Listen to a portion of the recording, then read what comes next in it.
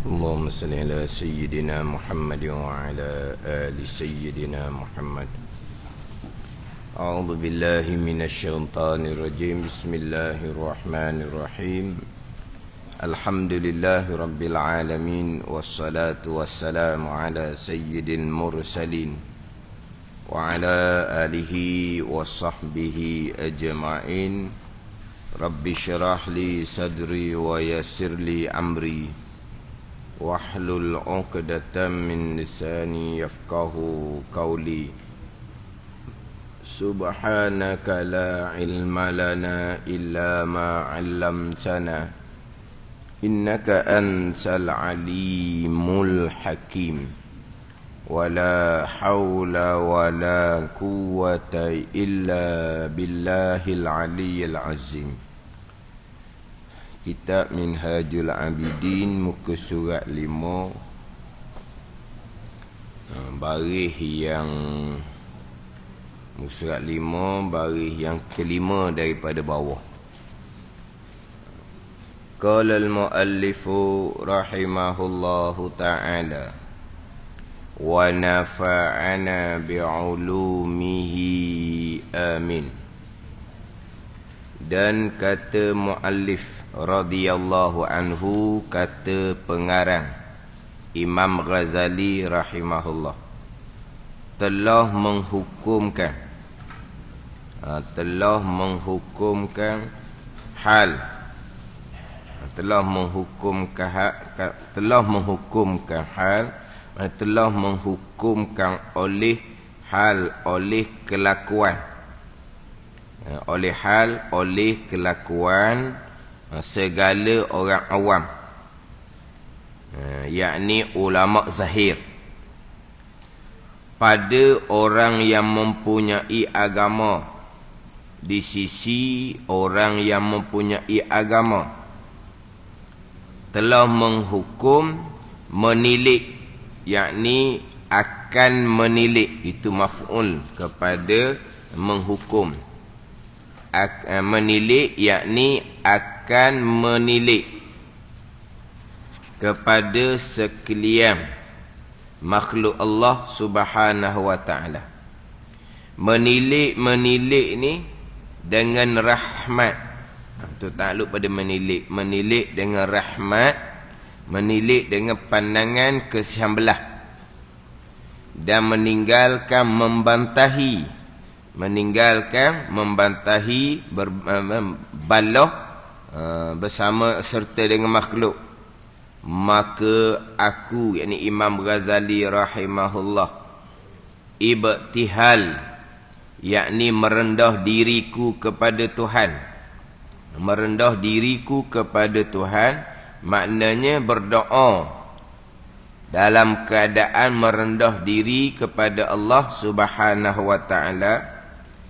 Tuhan yang dengan tangannya kejadian dan pekerjaan, yakni dengan kekuasaan Allah, kejadian dan pekerjaan. Dengan tangannya itu khabar muqaddam, kejadian dan pekerjaan itu mubtada muakhar.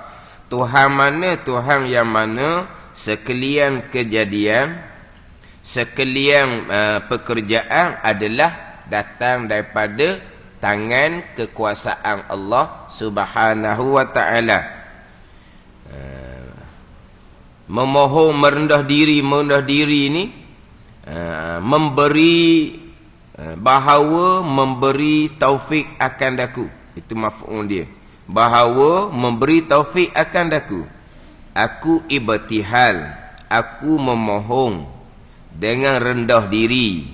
Memohon bahawa, yakni akan bahawa memberi taufik akan daku, memberi kekuatan akan daku bagi mengarang,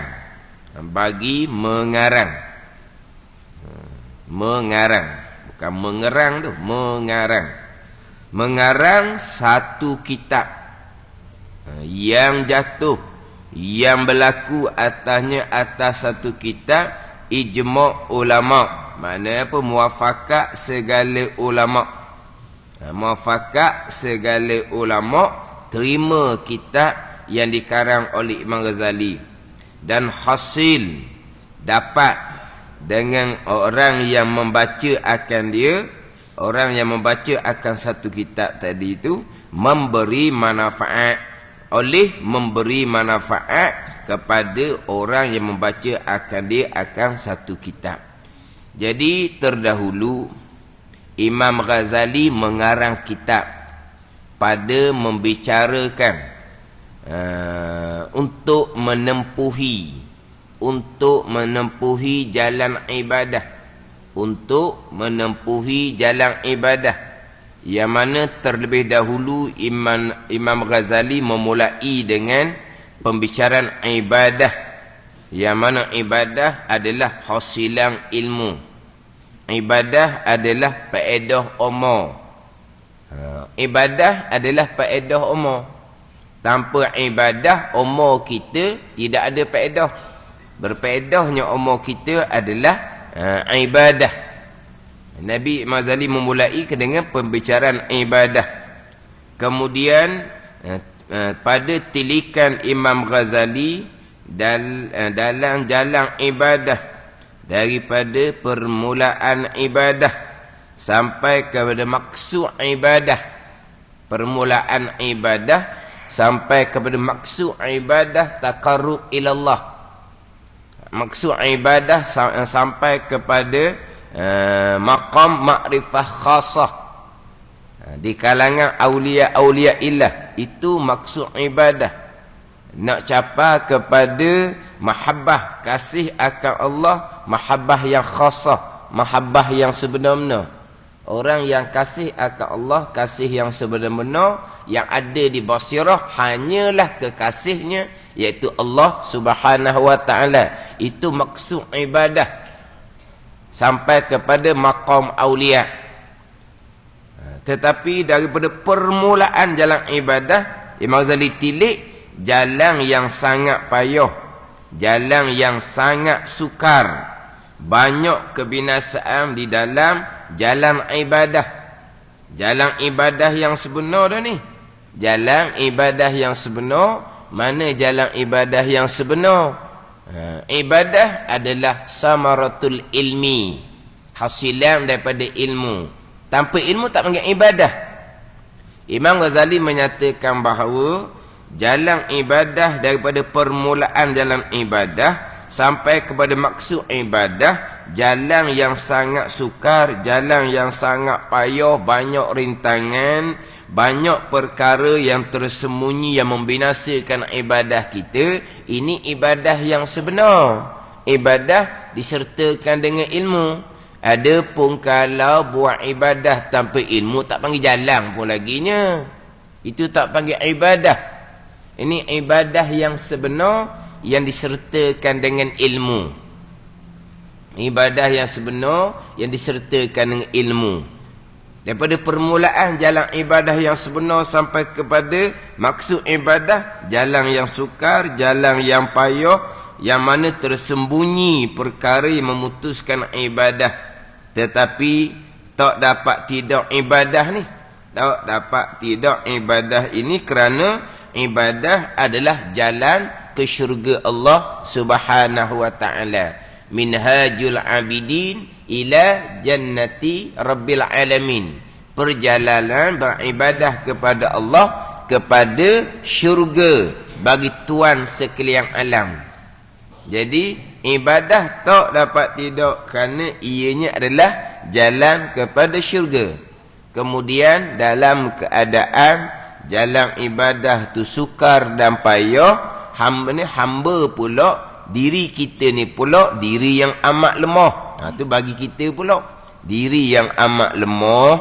Kemudian masa yang agak sukar. Kemudian masa sekarang pekerjaan agama sudah terundur ke belakang.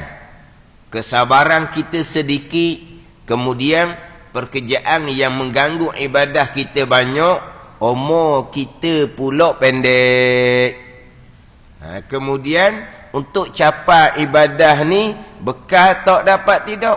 Tanpa ibadah, orang ni akan orang yang dapat mengerjakan ibadah, dia akan dapat kemenangan, kebahagiaan yang selama-lamanya. Orang yang luput ibadah, dia akan rugi serta binasa selama-lamanya. Kemudian panjang Mazali cerita berkaitan dengan maksud ibadah kemuncak, kita beribadah kepada Allah. Kemudian Mazali pun karang kitab untuk menempuhi jalan ibadah. Untuk menempuhi jalan ibadah, Mazali pun karang kitab untuk menempuhi jalan ibadah dengan bekalnya ilmu dan amal, tu bekal dianya untuk menempuhi tipu daya dalam beribadah kepada Allah. Imam Ghazali pun karang kitab, contohnya kitab Ihya Ulumuddin, kitab Asrar, kitab Qurbah. Tiba-tiba kitab ini tidak difahami di kalangan orang-orang yang awam. Orang awam di sini bukan awam hak kebanyakan, tu awamul khawas. Di kalangan orang-orang yang ulama juga, orang-orang berilmu juga, yang tidak memahami kitab Ihya Ulumuddin, kitab Asrar, kitab Qurbah, maka mereka pun mencerca kitab Imam Ghazali.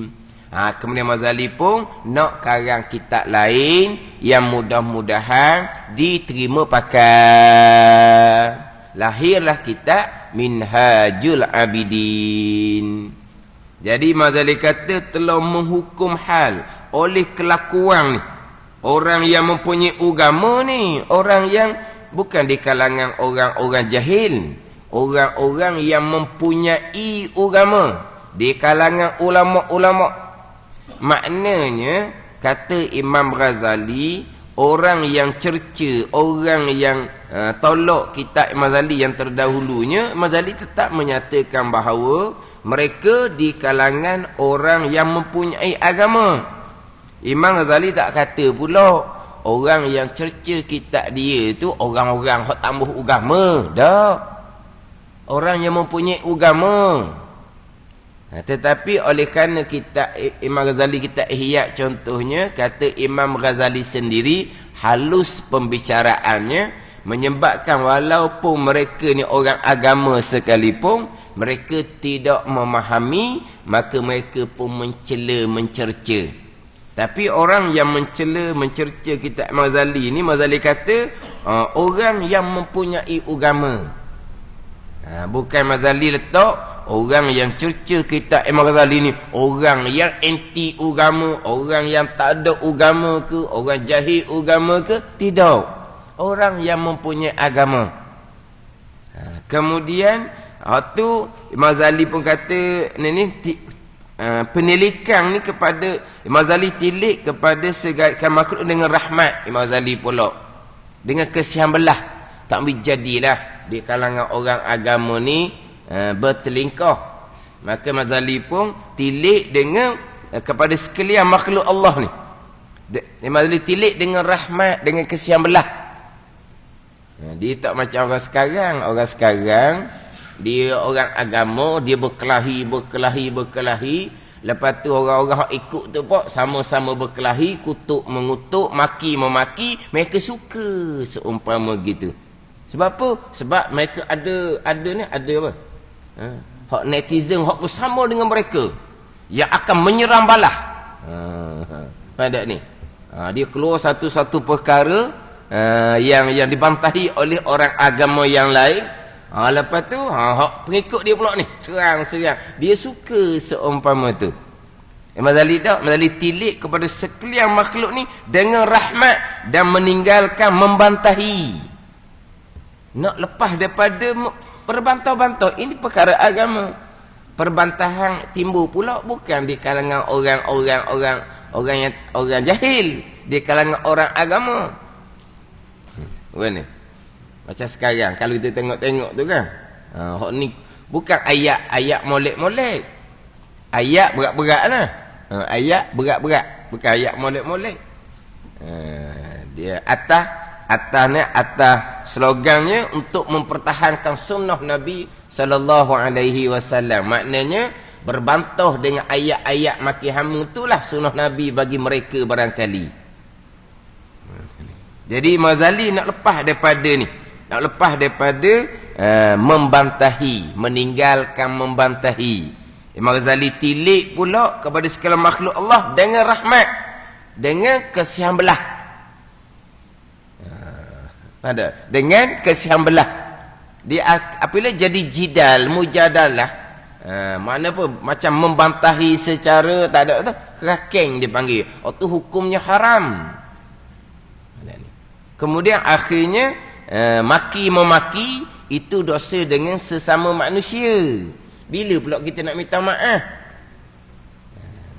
Tapi kalau orang yang memulai itu tak pandang dengan pandangan rahmat, dia pandang dengan pandangan nafsu dia, dia gembira. Sebab apa? Tengok netizen yang masuk sebelah dia tu, yang serang balas tu lebih ramai lagi. Sedap gitu. Ke mana? Dia pun goyang kaki, dia pun tengok orang bawah duk balah. Mana? Orang-orang yang baru nak celek agama, begini orang agama berkelahi lebih dari orang jahil lagi, dia kata. Orang-orang baru-baru pula, orang baru-baru nak jinak dengan agama kan, dia pun tengok, oh gitu orang agama. Yelah kadang-kadang ya, cakap kabur pun dengan nyenyeh orang panggil. Ayat yang digunakan tu ayat nyenyeh dah. Tak ada nyenyeh kita orang Terengganu ni. Muka pula muka nyenyeh, pandai ni. Sombong. Nyenyeh. Nyenyeh orang dah. Kita nganying gitulah tapi kita panggil pun nyenyeh. Maknanya ayat tu ayat faham dalam ayatnya. Bukan ayat dengan pandangan rahmat, tidak dah. Kemudian mengeluarkan ayat tu dengan nyenyeh lah orang panggil. Dengan mana? Dengan mimik muka. Mimik muka tu memang mimik muka yang sombong. Yang tak ada pandangan keikhlasan dengan rahmat, tidak ada. Suka dalam keadaan orang membantahi, kemudian jadi berkelahi dalam perkara agama. Jadi Ghazali ni tilik kepada sekalian makhluk dengan tilik rahmat dan meninggalkan membantahi. Oleh kerana kita ihya, kita asrar, kita kurbah ni halus pembicaraan dianya, sukar dan payah difahami oleh orang yang awam. Tapi awam khawas ni, di kalangan orang-orang berilmu, maka mereka mencerca kitab Imam Ghazali. Maka Ghazali pun tilik kepada sekalian makhluk ni pula, orang lain ramai-ramai ni, orang sekalian makhluk ni pula ni, tilik dengan rahmat dan meninggalkan membantahi. Bukan hanya dikira kepada di kalangan ulama-ulama yang mencela tu, tapi dikira pada sekalian makhluk Allah Subhanahu wa taala. Tapi orang yang mencela kitab Ghazali itu adalah orang yang mempunyai agama, kata Imam Ghazali rahimahullah. Jadi Ghazali nak tinggal membantahi, maka aku kata Ghazali ibtihal, yakni memohon, berdoa dengan merendah diri kepada Tuhan, kepada Allah Subhanahu wa taala. Allah mana ni? Dengan kudrahnya, yang dengan kekuasaannya, kekuasaan Allah Subhanahu wa taala, kejadian dan pekerjaan. Semua yang berlaku adalah datang daripada Allah Subhanahu wa taala yang bersifat dengan kudrah. Ni maknanya mohon kepada Allah. Allah mana ni? Yang mana kejadian ini kejadian, yang mana pekerjaan, kesemuanya datang daripada Allah Subhanahu wa taala yang bersifat dengan kudrah. Sekarang Imam Ghazali mohon kepada Allah. Mohon kepada Allah sekalipun tetap disandarkan sekalian kejadian, sekalian pekerjaan adalah datang daripada perbuatan Allah Subhanahu wa taala. Yang memohon di sini Imam Ghazali, memohon kepada Allah, memohon, tetapi sekalian kejadian, sekalian pekerjaan adalah datang daripada kekuasaan Allah Subhanahu wa taala, bukan datang daripada permohonan Imam Ghazali rahimahullah. Kita memohon ni adalah sebagai hamba, bukan kita memohon dengan permohonan kita yang nak mengatur kejadian dan pekerjaan Allah. Tidak.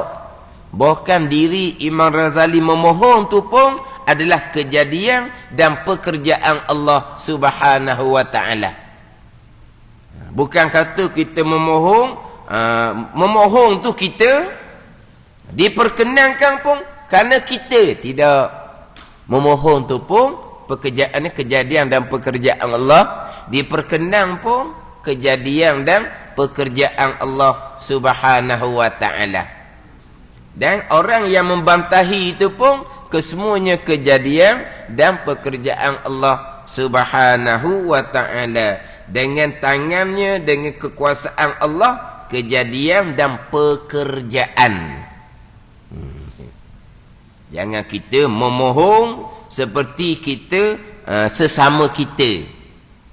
Kita sesama kita, kita memohon, kita meminta asbab.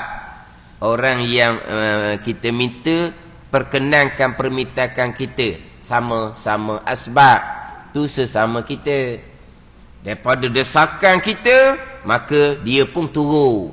Tu tak ada masalah, tu sama-sama asbab.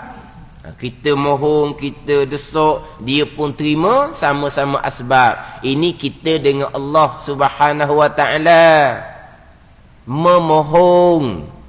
Kemudian sekalian kejadian pekerjaan tetap datang daripada kekuasaan Allah. Letak kepada Allah. Diri memohon ni pun kejadian dan kejadian dan pekerjaan Allah Subhanahu wa taala. Semuanya datang daripada Allah Subhanahu wa taala. Wa rabbuka yakhluqu ma yasha'u wa yakhtar. Bermula Tuhan engkau ya Muhammad yang menjadikan ia akan barang yang ia kehendak dan barang yang ia pilih. Barang yang ia kehendak dan barang yang ia pilih. Kesemuanya datang daripada kehendak Allah, kesemuanya datang daripada pilihan Allah Subhanahu wa taala. Dalam ayat yang lain, ala lahul khalqu wal amr. Ala lahul khalqu wal amr. Tahu ilmu bahawa sesungguhnya bagi Allah juga kejadian dan pekerjaan semuanya milik Allah Subhanahu wa taala. Ala lahul khalqu wal amr. Ketahui ilmu bahawasanya bagi Allah jugalah kejadian dan pekerjaan. Kejadian dan pekerjaan kesemuanya adalah datang daripada Allah Subhanahu wa taala. Ini pegangan. Mohon. Diri permohonan kita itu pun adalah kejadian dan pekerjaan Allah Subhanahu wa taala. Imam Ghazali ibtihal ni memohon serta menolong diri bahawa, itu maf'ul dia, akan bahawa memberi taufik akan daku, memberi kekuatan akan daku. Memberi taufik ni memberi kekuatan akan daku. Kekuatan akan daku ni bagi mengarang satu kitab yang jatuh atasnya, yang berlaku atasnya ijma' ulama, terima oleh sekalian ulama. Dan kitab Ihya, kitab Asrar, kitab Qurbah, di kalangan orang-orang yang ulama pun mereka tidak memahami. Sebab apa? Sebab halus, sukar untuk mereka memahami, maka mereka cerca. Yang mencerca ni ulama juga. Lepas tu orang ramainya macam mana pula? Tak apalah, sama-sama orang berilmu ada hujah masing-masing. Sama-sama orang berilmu ni ada hujah masing-masing. Macam mana dengan sekalian makhluk, sekalian manusia yang lain? Jadi sekarang ni Ghazali memohon kepada Allah supaya Allah Ta'ala beri taufik, beri kekuatan bagi mengarang satu kitab yang jatuh atasnya ijma' ulama', yang berlaku atasnya oleh ijma' ulama', diterima oleh sekalian ulama'. Dan hasil, dan mana hasil, dan dapat dengan orang membaca akan dia, dapat memberi manfaat, oleh memberi manfaat. Biar orang hak baca tu boleh manfaat. Sama ada orang mengajar, sama ada orang belajar, boleh manfaat dengan satu kitab yang diterima oleh sekalian ulama. Maka kata Imam Ghazali rahimahullah, diperkenankan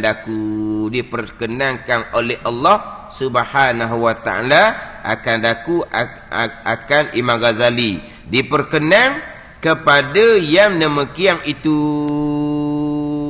yang demikian mengarang satu kitab yang jatuh atasnya ijma' ulama dan hasil dengan orang yang membaca akan dia hasil memberi manfaat dunia dan akhirah. Tuhan perkenan. Maka diperkenankan daku kepada yang demikian itu, kepada mengarang satu kitab tadi ni, Tuhan, tu fa'il dia, oleh Tuhan, diperkenankan oleh Allah Subhanahu wa ta'ala. Tuhan mana yang memperkenankan, yang menerima orang yang muttarrin, yakni orang yang kesusahan apabila meminta akan dia, akan Allah oleh orang yang muttarrin. Jadi Allah Ta'ala yang memperkenankan doa orang yang muttarrin. Muttarrin ni orang yang sangat berhajat, orang yang sangat terdesak, itu muttarrin. Jadi Allah Ta'ala memperkenankan doa orang yang muttarrin ni. Siapa sini? Imam Ghazali lah diletak. Makna apa ni? Imam Ghazali mohon kepada Allah dengan rendah diri supaya diberi kekuatan boleh mengarang kitab yang diterima oleh kesemua dan orang boleh manfaat. Bukan kitab tu orang jadi kelahi dak. Orang boleh ambil manfaat daripada kitab. Lahirlah kitab Minhajul Abidin. Diperkenankan oleh Allah Subhanahu wa taala akan doa Imam Ghazali. Diperkenankan oleh Tuhan yang memperkenankan doa orang yang muttarrin. Muttarrin ni orang yang sangat-sangat berhajat. Ini orang muttarrin. Yang mana sebab itulah kalau kita balik kepada hak pekoh kita. Kita balik pada pekoh kita ni, contohlah. Contoh orang sembahyang jenazah. Siapakah yang paling afdal menjadi imam? Keluarga yang terhampir. Siapa? Ayah kepada arwah. Tak ada anak kepada arwah. Sebab mereka muttarrin. Mereka sangat-sangat berhajat kepada Allah. Sebab Allah Ta'ala mengampuni arwah ni. Siapa? Ayah dia. Yang meninggal tu anak. Anak dia. Yang meninggal tu ayah mak dia. Hak ni hak muttarrin. Ada pun orang lain, walaupun tutup iman ke, walaupun dia ulama ke, dia tak kenal apa siapa duduk depan dia tu. Baca Allahumma fillahu warhamhu, gitu jelah. Kena tak baca tu rukun jenazah, ada rukun doa. Tapi Allahumma fillahu warhamhu gitu je. Tapi kalau yang mengimami solat jenazah tu ayah pada arwah, macam mana dia minta Allahumma fillahu warhamhu tu? Macam mana kalau yang mengimami solat jenazah tu anak dia sendiri? Tu depan tu arwah ayah dia, depan tu mak dia tu. Macam mana dia berdoa? Muttarrin dia panggil. Orang yang sangat-sangat berhajat supaya Allah Ta'ala mengampuni ni arwah ni. Ayah dia, mak dia. Itu sebab afdalnya keluarga yang terhampir. Dia tak sama dengan sembahyang berjemaah tu lain. Majmu'ah tu lain pula. Dia lebih kepada orang yang berilmu, faqih, qori. Tu cerita lain tu. Ni sembahyang jenazah ni. Sebab tu kita kalau ada jenazah mari tempat kita walaupun kita tu imam ke, kita siapa ke, kita ni tanyalah. Maknanya ni dok ni. Mana ni apa panggil? Wakil. Tak payah wakil lah. Dia jadi imam. Takkan tak pandai. Saya tak pandai ustaz. Tak pandai apa? Tak pandai doa lepas dia beri salam. Tu bukan wajib tu. Sudahlah. Awak beri salam, saya duduk belakang, saya sambunglah doa. Ajar gitu tak apa dah. Biasa gitu lah. Kalau kata, dah. Awaklah naik jadi imam. Allah, saya tak pandai apa? Takkan tak pandai rukun sembahyang jenazah, pasti pandai. Apa yang tak pandai biasanya? Nak baca lepas daripada salam tu. Dan nak baca, sudah salam pikul lah. Jangan dah baca kau. Tak sedap lah pula. Sudah salam pikul lalu. Tu imam ambil alih. Tak apalah. Awak jalan. Awak beri salam. Saya sambung. Kayak gitu. Dia pun naik Sebab apa? Ni muttarrin. Ni orang muttarrin. Orang sangat-sangat berhajat. Supaya dia ampuni dosa arwah tu. Sangat-sangat berhajat. Ini lebih hampir diperkenankan doa oleh Allah Subhanahu wa ta'ala. Dia panggil apa? Muttarrin. Tak sama dengan orang lain. Orang lain doa ikhlas doa supaya diampuni. Tapi doa gitulah. Doa yang bukan orang yang muttarrin, bukan orang yang terdesak. Orang yang benar-benar berhajat kepada Allah Subhanahu wa ta'ala. Jadi Allah Ta'ala memperkenankan doa Imam Ghazali rahimahullah. Dan melihat akan daku. Melihat akan daku oleh Allah Subhanahu wa ta'ala, kata Imam Ghazali, melihat dengan kurniaan Allah Ta'ala memperkenan dan Allah Ta'ala melihat akan daku. Allah Ta'ala memperlihatkan akan daku. Melihat akan daku ni Allah Ta'ala memperlihatkan akan daku. Memperlihatkan akan daku. Allah perkenan, Allah memperlihatkan akan daku ni dengan kurniaan. Dengan kurnia Allah. Allah perkenan, Allah memperlihatkan akan daku atas beberapa rahsia. Yang demikian itu, yang demikian bagi mengarang kitab. Maknanya Allah Ta'ala memperkenankan doa Imam Ghazali rahimahullah. Dan melihat akan daku ni, Allah Ta'ala memperlihatkan akan daku. Allah Ta'ala mengurniakan ilmu akan daku akan Imam Ghazali rahimahullah. Allah Ta'ala memperlihatkan akan daku akan Imam Ghazali. Allah Ta'ala beri ilmu kurniaan daripada Allah Subhanahu wa ta'ala atas beberapa rahsianya. Atas beberapa rahsianya yang demikian itu, yang demikian mengarang satu kitab yang diterima oleh sekalian ulama, yang dapat diambil manfaat oleh sekalian. Allah Ta'ala memperlihatkan akan daku akan Imam Ghazali, tetapi dengan kurniaannya. Ayat kita dengan kurniaan Allah Subhanahu wa ta'ala bifadlih. Allah Ta'ala memperkenankan doa Imam Ghazali. Sebab apa? Sebab doa muttarrin ni, orang yang sangat-sangat berhajat, Imam Ghazali. Kemudian Allah Ta'ala memperlihatkan atas rahsia demikian itu. Rahsia mengarang kitab, yang mana kitab tu diterima pakar oleh sekalian. Tapi Allah Ta'ala melihat akan daku, memperlihatkan akan daku ni dengan kurniaan Allah. Dengan semata-mata limpah kurnia Allah, ihsan Allah Subhanahu wa ta'ala. Sebab apa? Sebab tidak ada satu perkara pun yang menjadi kewajipan kepada Allah Subhanahu wa ta'ala. Ini kurniaan Allah Subhanahu wa ta'ala, limpah kurnia. Bukan kata Imam Ghazali berdoa dalam keadaan sangat-sangat berhajat, Allah Ta'ala pun kena terimalah. Allah Ta'ala pun kena tunjuk jalan macam mana mengarang kitab, yang kitab tu diterima pakar oleh sekalian. Bukan. Itu kurniaan belaka. Bukan kewajipan bagi Allah. Dan Allah berjanji tu. Ud'uni astajib lakum. Mohon oleh kamu akan daku, nescaya aku perkenan. Tuhan janji tu. Innallaha la yukhliful mi'ad. Sesungguhnya Allah Ta'ala tidak menyalahi janji. Tuhan janji tu, Tuhan wajib perkenan. Tidak. Dah Tuhan perintah kita berdoa, Tuhan janji nak perkenan. Kita berdoa tu pun adalah kejadian dan pekerjaan Allah Subhanahu wa ta'ala. Memohon kepada Allah tu pun adalah kejadian dan pekerjaan Allah Subhanahu wa ta'ala. Ala lahul khalq wal amr. Bagi Allah jualah. Ini kejadian dan pekerjaan semuanya milik Allah.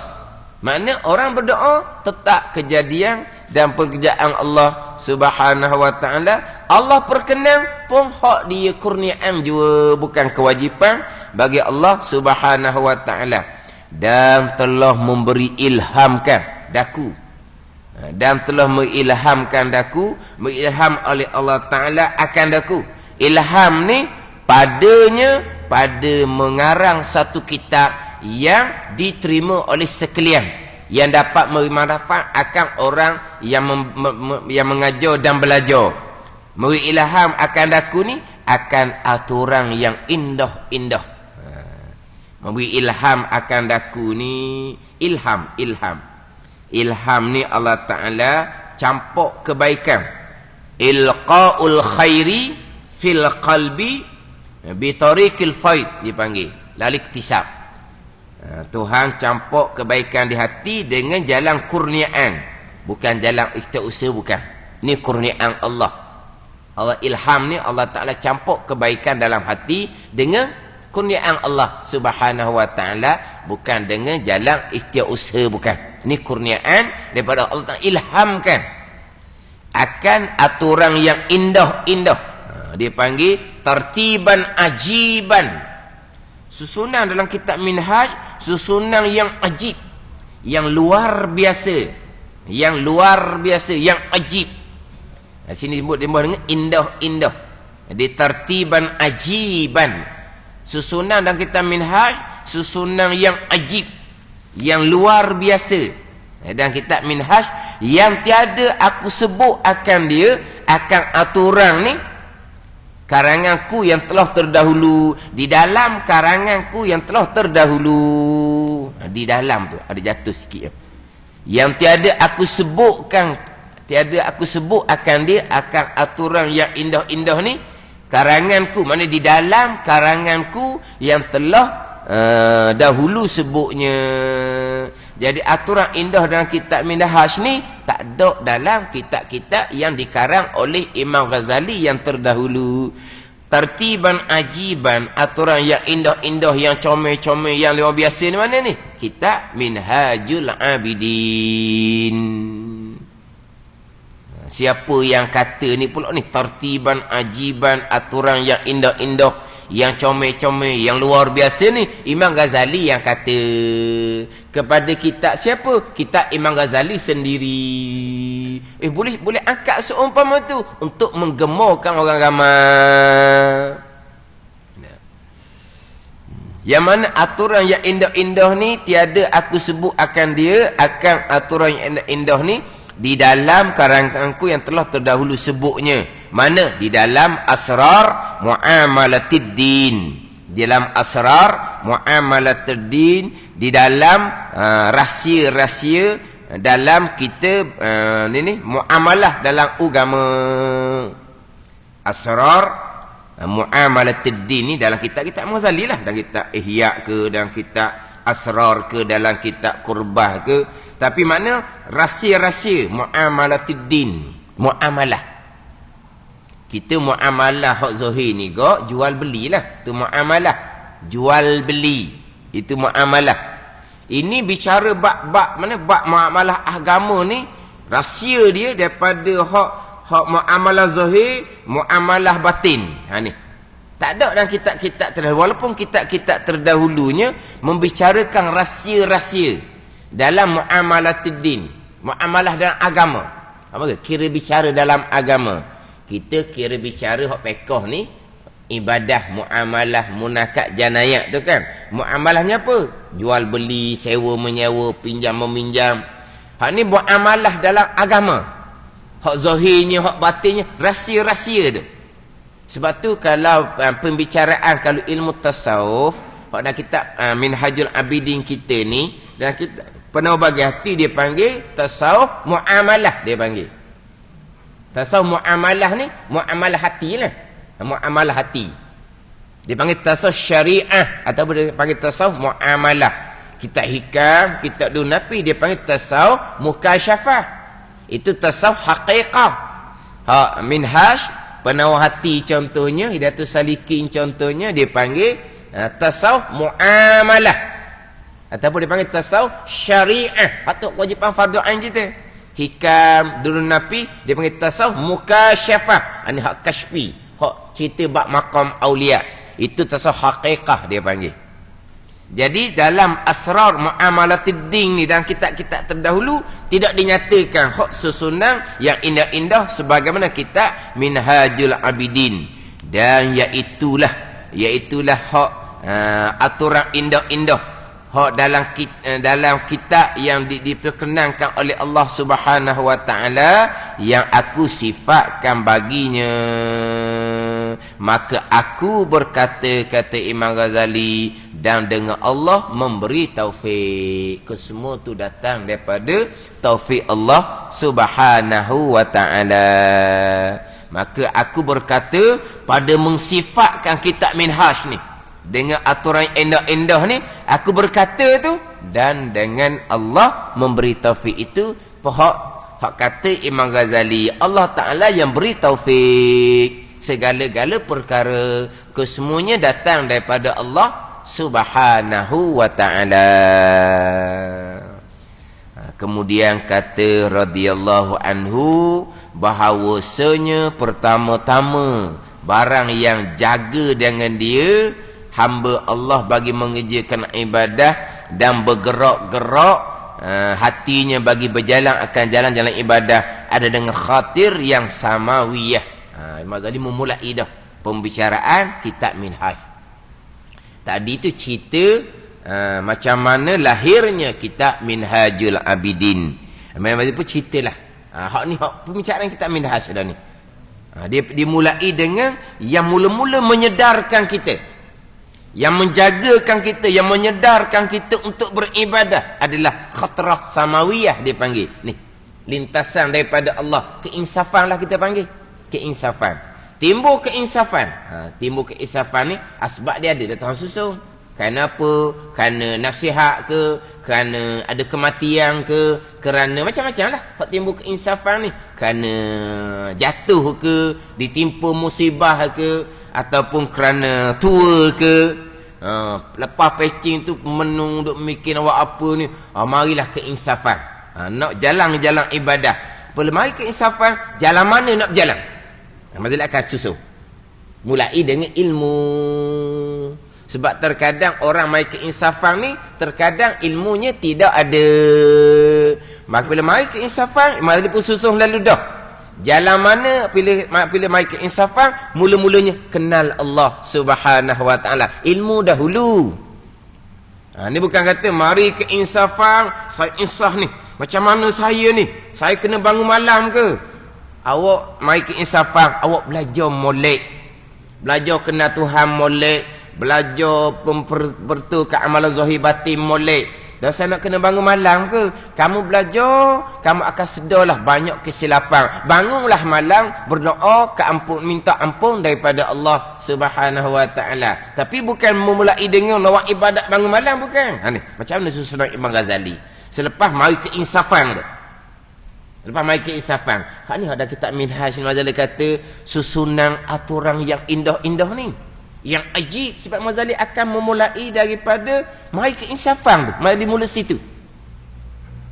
Ni kadang-kadang kita mari keinsafan lama dah, bertahun-tahun dah di majlis suraunya, tapi kita ikut dah aturan indah-indah hak dalam kitab Minhaj ni.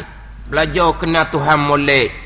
Bila kenal Tuhan kita nak beramal, belajar nak buat amal tu molek dengan ilmu zahir batin biar comel. Ni hak apa? Aturan yang indah-indah hak dalam kitab Minhajul Abidin yang diilhamkan oleh Allah Subhanahu wa taala kepada Imam Ghazali rahimahullah. Wallahu a'lam. Bismillahirrahmanirrahim. Alhamdulillahirabbil alamin. Wassalatu wassalamu ala sayyidil mursalin wa ala alihi wa sahbihi ajma'in. Allahumma iftah alaina futuhal arifin. Allahumma allimna ilma akdamin wa fahimna famasabikin warzuqna ruqat talibin. Allahumma zidna ilma wa alhiqna bis salihin. Wa sallallahu ala sayyidina Muhammadin wa ala alihi wa sahbihi wa sallam. Walhamdulillahi rabbil alamin.